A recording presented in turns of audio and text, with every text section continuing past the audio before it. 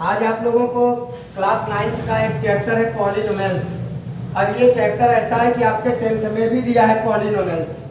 Polynomials का जो chapter है इसमें आपका पहला क्वेश्चन यहाँ कर है कौन कौन पॉलिनोमियल्स है, आई मीन कौन बहुपद है। तो आप इसमें देखिए बहुत परेशान होने की जरूरत नहीं, बहुत सिंपल वे में होता है। इसको आपको सिर्फ थ्योरम याद करना है, क्योंकि क्वेश्चन यहाँ देख के आप याद करेंगे तो फिर नहीं आ पाएगा। सबसे पहले तो ये आप जानिए जो चर राशि होता है, चर का मतलब यक्ष राशि या यहाँ y है, यहाँ t है, इस तरीके का जिसका मान आपको ज्ञात नहीं होता, ज्ञात राशि होती है, उस पर आपको पावर देखना होता है, घात देखना होता है, घात कितना है।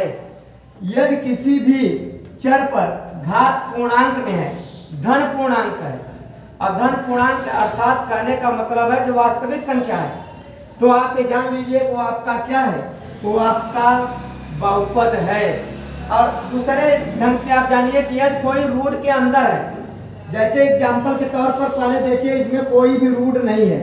जब कोई रूट नहीं है तो यहाँ पे अर्थात ये बहुपद है। यहाँ दिया है 4x² 3x + 7, x स्क्वायर है, x है, अंडर रूट में नहीं दिख रहा है। दूसरे भाषा में समझो तो ये निश्चित ही बहुपद है। जैसे आपका y² + √2 दिया है, अगला सवाल नेक्स्ट क्वेश्चन, तो इसमें भी अंडर रूट आपका y पर नहीं है, 2 पर है। अगर अंकों पर अंडर रूट है और चर राशि अर्थात x y जो भी आपके दिए हैं मान उस पर नहीं है, वो आपका बहुपद कहलाएगा। जैसे नेक्स्ट क्वेश्चन आपका दिया है 3√t और +t√2, तो आप देख रहे हैं इसमें एक राशि ऐसा है जो आपका क्या है, वास्तविक नहीं है, क्योंकि एक अपरिमेय संख्या हो गया। और अपरिमेय संख्या जो है, वास्तविक संख्या आपका अपरिमेय वास्तविक तो हो सकता है, मगर वास्तविक संख्या अपरिमेय नहीं हो सकता। लेकिन साथ में ये पूर्णांक नहीं है, आपको ये ध्यान रखना है। पूर्णांक माने 1/2, ये पूर्णांक माने पूर्ण धन अंक, पूरा अंक में नहीं है, इसलिए ये बहुपद आपका नहीं है। इस तरीके से बहुपद का आपका ये शॉर्टकट है। लेकिन साथ में जैसे आपका यक्ष और साथ में बहुपद क्लास 10th का जब 10th में पढ़ाएंगे तो थोड़ा सा अलग उसमें हो रहा है। अब आगे देखिए कि यहाँ पे नेक्स्ट क्वेश्चन आपका क्या कह रहा है, x² का गुणांक बताओ। अब आप ध्यान दीजिए, गुणांक का मतलब गुणा वाला अंक। जैसे 2 + x² + x, तो आपको जिसका भी घात पूछे, यहाँ x² का पूछ रहा है तो x² देखो, x² वाले पोर्शन में आप उसी x² से भाग दे दो या उसको आप हटा लो। उसके अलावा जो भी बचेगा, यहाँ कुछ नहीं बच रहा है माने 1 बच रहा है, 1 बच रहा है अर्थात इसका गुणांक क्या हो जाएगा, 1 हो जाएगा। जैसे 2 - x² + x³, यहाँ पे x² का गुणांक x² हटा लो, यहाँ -1 बच जाएगा अर्थात इसका -1 होगा।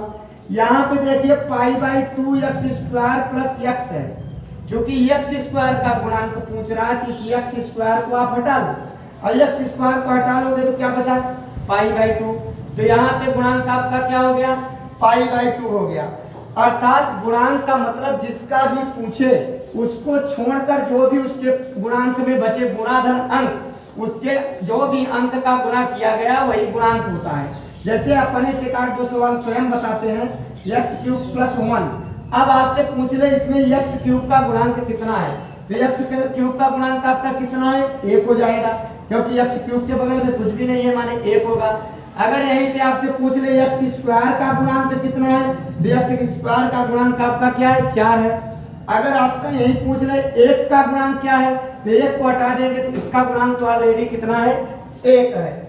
अब इसी तरीके से आपका ये गुणांक था। अगला क्वेश्चन आपके एनसीईआरटी में दिया है 9th के, एनसीईआरटी में आपका दिया है 5x³ + 4x² + 7x। अब इसमें कह रहा है बहुपद की घात बताइए। बहुपद की घात का मतलब कि चर राशि के जितने भी अंक हैं, यदि गुणा रूप में है तो उसके पूरे घातों को जोड़ लेते हैं, अकेले है चर में तो वही उसका घात हो जाता है। जैसे आपका यहाँ बहुपद की घात, वो भी जो सबसे बड़ा घात हो वही बहुपद की घात कहलाता है। इसमें देखते हैं टोटल घात कितना है, 3, इसमें कितना है, 2, इसमें कितना है, कुछ नहीं होता तो 1 है, अर्थात सबसे बड़ा घात कितना है, 3 है। और सबसे बड़ा जो घात होता है उस बहुपद में वही बहुपद की क्या कहलाता है, घात कहलाता है। जैसे नेक्स्ट क्वेश्चन में आपका दिया है 4 - y²। अब यहाँ वाई स्क्वायर आपका है, वाई स्क्वायर में 2 घात है और कोई घात ही नहीं है, अर्थात यहाँ बहुपद की घात आपका 2 हो गया। जैसे 5t माइनस रूट 7 है, एनसीईआरटी का क्वेश्चन है ये, तो यहाँ पे t में आप देख रहे हैं t में 1 घात है और कहीं कोई घात नहीं है, तो यहाँ बहुपद की घात कितना हो गया, 1 हो गया। थोड़ा सा जो बुक में नहीं दिया उस तरीके का भी आप देख लो, जैसे आपका दिया x square y square x cube plus 4x square plus x, अब इसमें पूछ ले बहुपद की घात कितना है, तो अब आप इसको देख के तुरंत ये मत बता दीजिए सबसे बड़ी घात कहाँ है, 3 है तो वही बहुपद की घात है, नहीं, पहले यहाँ देखिए दोनों गुणा रूप में है, गुणा रूप में 2 घात आपका यहाँ है और 2 घात यहाँ है, अर्थात इसका टोटल कितना हो गया, 4 घात हो गया, जबकि यहाँ 3 यहाँ 2 है, अर्थात अब सबसे बड़ा घात क्या दिखाई पड़ने लगा है, 4, अर्थात बहुपद की घात क्या कहलाएगा, यहाँ पे 4 कहलाएगा। इस तरीके से आपका नेक्स्ट क्वेश्चन था।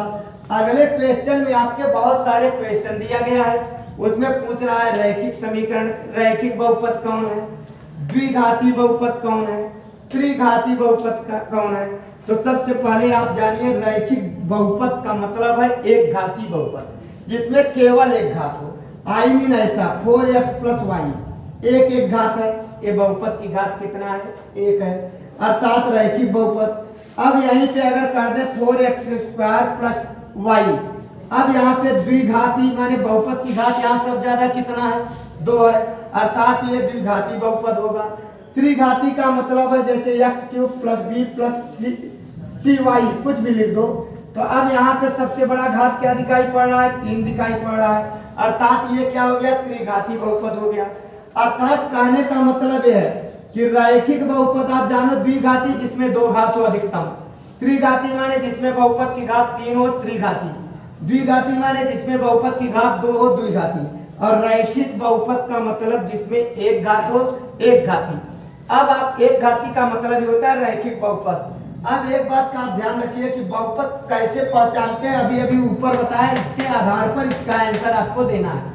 बहुपद की घात बताना है, यहाँ 3 घात था अर्थात ये त्रिघाती माने बहुपद है, यहाँ पे आपका 2 घात था अर्थात ये द्विघाती बहुपद भी है, यहाँ पे बहुपद की घात 1 था अर्थात ये रैखिक बहुपद भी आपका कहलाएगा। और 9 का ये आपका फर्स्ट चैप्टर जो था वो लगभग समाप्त हो चुका है एनसीईआरटी का। नेक्स्ट चैप्टर आपका पुनः लेके आएंगे नेक्स्ट वीडियो में, और आप लोग ये चैनल को सब्सक्राइब नहीं किए हैं, लाइक नहीं किए हैं, तो प्लीज इसको लाइक करिए, सब्सक्राइब करिए, जिससे आपके पास आपके पूरे जितना भी मैथमेटिक्स का आपका एनसीईआरटी का क्वेश्चन है या अन्य बुक का क्वेश्चन है, संपूर्ण सलूशन आप देख सकें और आप अपने पढ़ाई में अच्छे नंबर प्राप्त कर सकें। धन्यवाद।